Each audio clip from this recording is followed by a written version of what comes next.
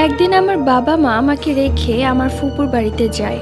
আমি সম্পূর্ণ একা থাকবো বলে আমার সাথে আমার ছোট বোনকেও রেখে যায়। আমার ছোট বোনের নাম রাফসা। আমার ছোট বোন ছোটবেলা থেকে একা থাকতে পছন্দ করে। আমি জিন ভূত বিশ্বাস করতাম না, সবই ঠিক ছিল। কিন্তু রাতের বেলা খাবার টেবিলে বসে খাবার খাওয়ার সময় একটা জিনিস লক্ষ্য করলাম, যে আমার ছোট বোন যেন কার সাথে কথা বলে হাসছে আর খাবার খাচ্ছে, আবার কাকে যেন খাইয়ে দিচ্ছে। তবে আমি সেই দিকে পাত্তা দিলাম না। খাবার খেয়ে শুয়ে পড়ার সময় আমি আমার ছোট বোনকে ঘুম পাড়িয়ে দিলাম এবং নিজে যে কখন ঘুমিয়ে পড়লাম নিজেও জানি না। হঠাৎ মাঝরাতে আমার ঘুম ভেঙে গেল, দেখলাম রাফসা আমার পাশে নেই। হয়ে যাবে, উঠে পড়লাম বিছানা থেকে। তারপর রাফসাকে খুঁজতে লাগলাম, কিন্তু কোথাও পেলাম না। তারপর মনে পড়লো রাফসা সবসময় ছাদেই থাকে, ছাদই তার প্রিয় জায়গা। মাঝরাতে ছাদে চলে গেলাম। রাতে কিছু দেখা হচ্ছিল না কুয়াশার কারণে, বেশ ঠান্ডা লাগছিল, চারিদিক অন্ধকার। তারপর চোখে কাউকেই পড়ছে না। হঠাৎ চোখে পড়লো রাফসাকে ছাদে, তাও আবার ছাদের রেলিং এর উপর। রাফসাকে দেখলাম চুল খোলা, চুলগুলো বাতাসে উড়ে বেড়াচ্ছে।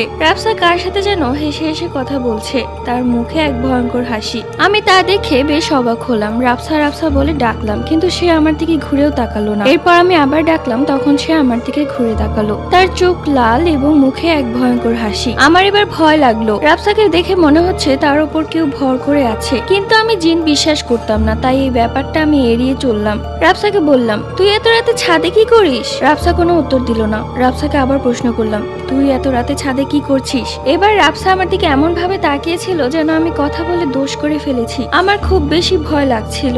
এবার আমি হালকা বাতাস অনুভব করলাম কুয়াশার মধ্যে। রাফসাকে দেখা যাচ্ছিল না প্রায়। হঠাৎ করে রাফসা কুয়াশার মধ্যে কোথায় উধাও হয়ে গেল। এবার আমি চমকে গেলাম, পুরো ছাদ খুঁজতে লাগলাম, কোথাও পেলাম না। খুঁজতে খুঁজতে নিচে চলে গেলাম। রুমে গিয়ে দেখি রাফসা ঠিক যেমন ভাবে ঘুমিয়েছিল স্বাভাবিক ভাবেই ঘুমিয়ে আছে। আমি এবার খুবই ভয় পেয়ে গিয়েছিলাম। তাহলে ছাদে ওটা কে ছিল?